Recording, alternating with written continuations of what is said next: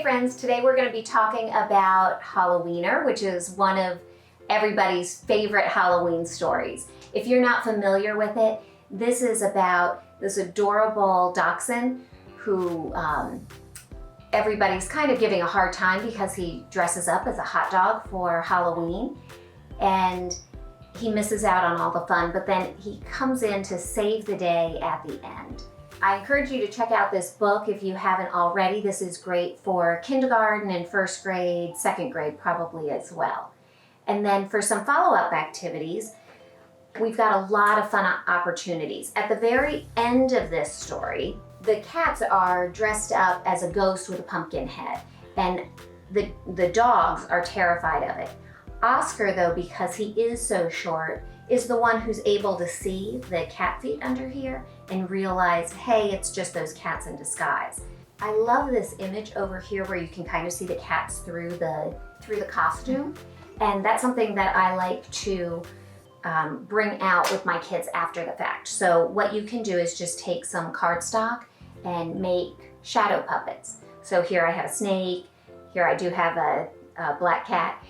And then if you create either a screen out of thin like parchment paper or thin fabric and flash a light behind it, you can put these up and get that same kind of shadow effect that they show in the book. So that's a fun activity that kids like to do. If you have older kids, you might even want to take a look online and see some of the shadow puppets that you can make with your hands. Some kids really get into that. Something else that you might want to do is a science experiment, just doing things that float and things that sink.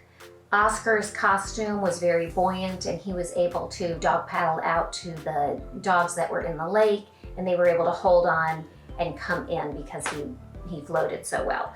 So things like a sponge and a cork, little rubber figures, those will all be things that can float. You could do this as a centers activity where the kids can just kind of experiment.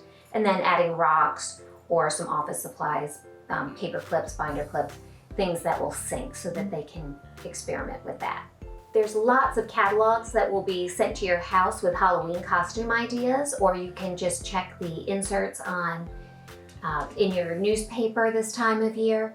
I also put out all those pictures of Halloween costumes, have my kids cut them out. You might need to preview them ahead of time to make sure that you don't have any inappropriate costumes in there. And then making collages where you're dividing different kinds of costumes. This is something that's also talked about in the book, that Oscar really wanted to be something that was kind of scary. For him, a dog catcher would be a scary costume. But having our kids make 2 different pages, one with pretty costumes, one with spooky costumes. You might even separate it further. Animal costumes, professional or hero costumes, working on those categorization and sorting skills. At the end of the story, the dog said that Oscar had gone from wiener dog to hero sandwich as a nickname. So bringing that idea into your classroom or your home would be a fun one too. And what I would suggest is putting out kind of a sandwich bar. You could have your bread. If you really wanted to get into it, you could use hot dog buns to look more similar to the story. Maybe put a little bit of meat in there, but then having all your toppings. So maybe shredded lettuce, chopped tomatoes, shredded cheese, whatever you can think of that the kids might want on their sandwich would be a fun activity for them to do. If you're interested in downloading a copy of these activities, just check the link in my description below and be sure to subscribe to my channel.